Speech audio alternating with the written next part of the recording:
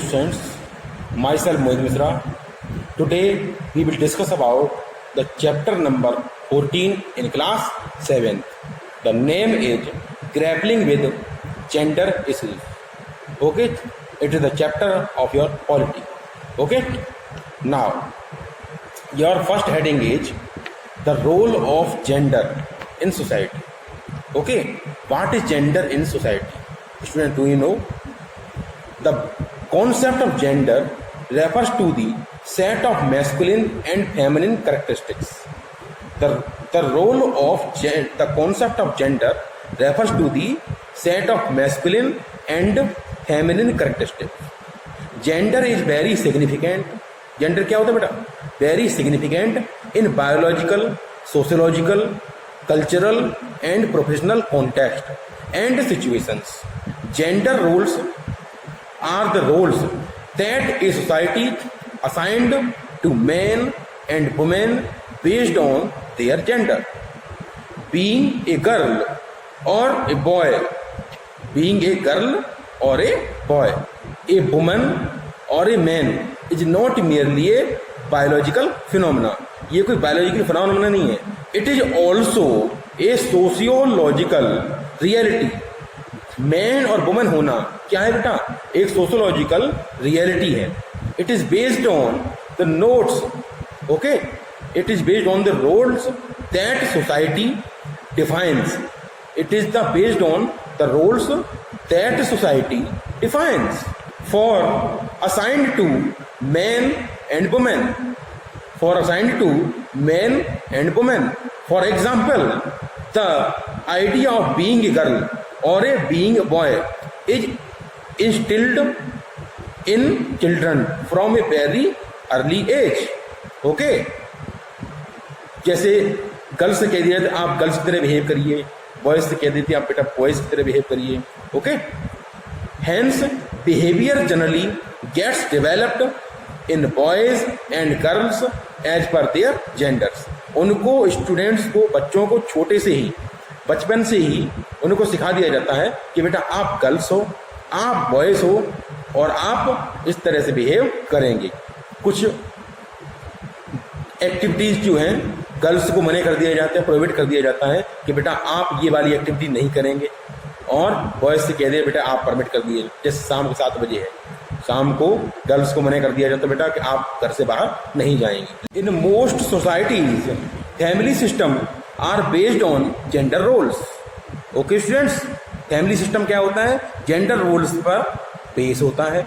Which are primarily defined by the society. जो क्या होता है? प्राइमरली डिफाइंड किए जाते हैं सोसाइटी के द्वारा. However most societies value man and women differently. Most of the societies में वैल्यू की जाती है किसकी? मैन एंड वुमेन की डिफरेंट. सिंस वुमेन की birth and nurture children. Women क्या करती है बेटा? बच्चों को बर्थ करती हैं एंड नर्चर चिल्ड्रंस, और बच्चों की देखभाल करती हैं. Their roles in the society primary centre around the family and home. उनका रोल जो होता है बेटा किस में होता है? सेंटर में होता है, प्राइमरी फैमिली के एंड होम के. Man become responsible. मैन कैसे होते हैं बेटा? Responsible for all activity outside from home. ठीक है, मैन कैसे होते हैं? रेस्पॉन्सिबल होते हैं for all activities outside home, and they are considered as the bread winner of the family. बाहर से रोटी कमाने वाले क्या कहलाएंगे? ब्रेड विनर क्या कहलाएंगे? आपके man. These differences have give rise to the fixed notions. Okay, और स्टीरियोटाइप. ये फिक्स्ड नोशन जो हैं लोगों के माइंड में एक स्टीरियोटाइप बना देते हैं कि भैया ये तो बॉयज हैं, ये कुछ भी कर सकते हैं, और गर्ल्स को केवल आपके हाउस होल्ड एक्टिविटी ही करनी पड़ेगी. लेकिन आप जानते हैं कि आजकल की लड़कियां, गर्ल्स काफ़ी आगे बढ़ चुकी हैं, हर क्षेत्र में आगे हो रही हैं. बट इन योर बुक आपके में दिया गया है कि आपकी सोसाइटी में, और हम लोगों को पता भी है कि गर्ल्स जो हैं क्या करती हैं बेटा? हाउस होल्ड एक्टिविटी में ज़्यादा एंगेज रहती हैं. Okay students, these differences give rise to the fixed notions. Okay, stereotype बना देते हैं. फिर क्या होता है? Resulting in clear demarcation of social roles of man and women which had contributed to the rise of gender inequality, जो सभी प्रकार की जेंडर इनइक्वालिटी जो होती है उनकी राइज करती है, उनको के बर्थ करती है। ओके, नेक्स्ट हेडिंग है आपकी growing up as a girl and a boy.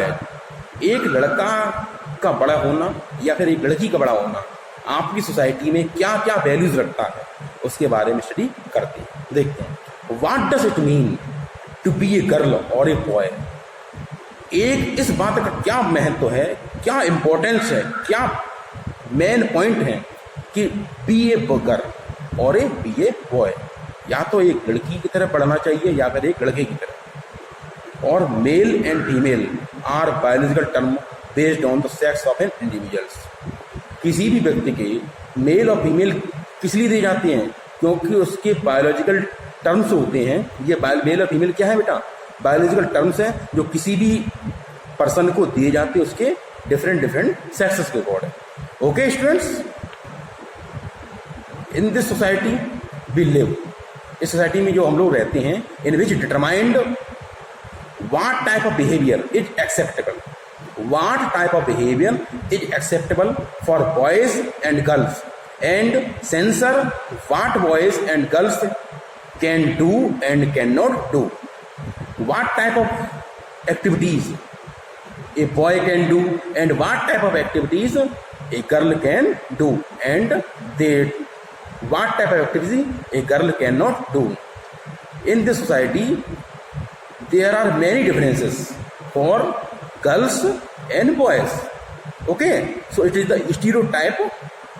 Okay, ये आपका स्टीरियोटाइप होता है कि लोगों के भेदभाव को जन्म देता है कि समाज में, सोसाइटी में गर्ल्स और बॉयज़ के बीच में डिफरेंसेस देखते हैं।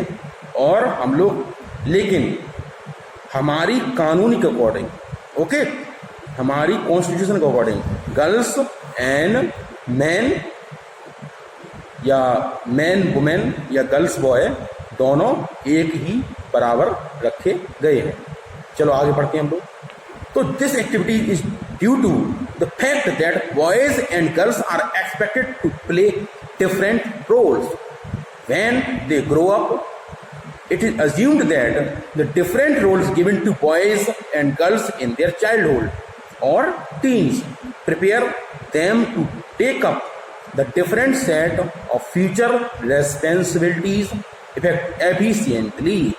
ये उनको इसलिए बताया जाता है कि आप टू बी लाइक बॉय और टू बी लाइक गर्ल, जिससे कि आप फ्यूचर में अपनी, जब मेल और फीमेल बने, मैन और वुमन बने, तो उस समय अपनी रेस्पॉन्सिबिलिटीज को पूरी अच्छी तरह से आप निभा सकें। ओके, ये आपके लिए बनाया जाता है। ओके स्टूडेंट्स, अब आपकी बुक में एक स्टोरी दी गई है चैप्टर नंबर 14 के पेज नंबर 170 पर, जिसमें बताया गया है कि पूजा नाम की एक बच्ची है जो क्लास 7th की स्टूडेंट है और उसका छोटा भाई भी है, उसी क्लास में पढ़ता है। बट उसके भाई को उसके माता पिता, उसके पेरेंट्स ज़्यादा मात्रा में मिल्क प्रोवाइड कराते हैं, ज़्यादा मात्रा में एग देते हैं और मोर क्वांटिटी में ही उसका देखभाल नर्चर किया जाता है। एक दिन की बात है कि पूजा क्लास में, अपनी क्लास 7th की स्टडी क्लास में स्टडी कर रही थी, लेकिन उसको तबीयत बहुत ख़राब होने लगी। उसने टीचर से कहा कि सर मेरी हेल्थ थोड़ी डाउन हो रही है and I am feeling dizzy, but the teacher could not do anything. Teacher कुछ नहीं कर पाते थे क्योंकि teacher is not a doctor. Okay, so they call the doctors and call their parents. When their parents come and the doctor arrive, the doctor, lady doctor, fully examined the puja and advised to their parents that they should take care of puja and give efficient amount of nutrition because she has anemia. Okay, तो जब उसके papa mummy बाहर से आते हैं तो उसकी mummy उसके पापा बताती हैं कि हमारी बेटी को एनीमिया हो गया है, हमें उसकी अब ज़्यादा देखभाल करनी चाहिए। ओके, तो ये कहानी ये बताती है कि हमारे हिंदुस्तान में किस तरह से बॉयज़ और गर्ल्स के साथ बिहेवियर किया जाता है। आपने देखा होगा लोअर क्लासेस में क्या होता है, भाई और बहन दोनों साथ साथ पढ़ते हैं तो उनकी इंग्लिश मीडियम डाल देते हैं। ओके, लेकिन जैसे ही आपने देखा होगा कि जैसे ही भाई बड़ी क्लास में और सिस्टर भी आपकी बड़ी क्लास में, अगर दोनों एक ही क्लास में करते हैं तो भाई को तो 9th में इंग्लिश मीडियम में डाल दिया जाता है, लेकिन बहन को प्राइवेट यूपी बोर्ड में ही डाल दिया जाता है या फिर हिंदी मीडियम में ले जाते हैं। क्योंकि अगर पेरेंट्स उनके दोनों का खर्चा अफोर्ड नहीं कर सकते हैं तो फिर उनको यूपी बोर्ड में या फिर प्राइवेट में डाल दिया जाता है। ये एक वानगी भर है जिसमें क्या होता है कि हिंदुस्तान में, खासतौर से एशियन कंट्रीज़ में, इस प्रकार की डिस्क्रिमिनेशन आपको हर घर में देखने को मिल जाएंगे। हाँ, ये बात अलग है कि एक आध एक्सेप्शन भी हैं, लेकिन 70% आपको देखने को मिलेंगे।